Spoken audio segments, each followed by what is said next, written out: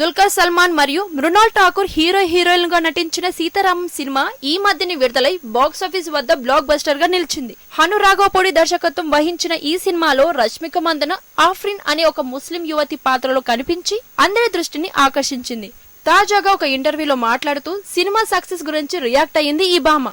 Sitaramam success తనకి చాలా సంతోషాన్ని ఇచ్చిందని, ఈ సినిమా కోసం 2 ఏళ్ల పాటు చాలా కష్టపడ్డానని, దానికి తగ్గ ఫలితం రావడం చాలా సంతోషంగా ఉందని చెప్పుకొచ్చింది రష్మిక.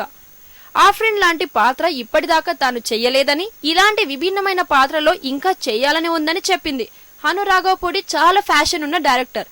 అతనిని మరిన్ని గొప్ప విజయాలు రావాలని కోరుకుంటున్నాను. ఆయన పడ్డ కష్టానికి ఇప్పుడు ఫలితం దక్కింది. దానికి చాలా సంతోషంగా ఉంది అని డైరెక్టర్ గురించి చెప్పిన రష్మిక, పీరియాడికల్ సినిమా లేదా స్పోర్ట్స్ యాక్షన్ బయోపిక్ వంటి సినిమాలలో నటించాలని ఉందని చెప్పుకొచ్చింది. హిందీలో మొదటి సినిమా విడుదల కాకముందే మరొక 3 ఆఫర్లు రావడం గురించి మాట్లాడుతూ, తెలుగులో కూడా ఇలాగే జరిగిందని, చెల్లో సినిమా షూటింగ్ లో ఉండగానే గీతా గోవిందం, దేవదాస్ సినిమాల అవకాశాలు వచ్చాయని చెప్పిన రష్మిక, అదృష్టంతో పాటు హార్డ్ వర్క్ కూడా ముఖ్యమని అంటుంది.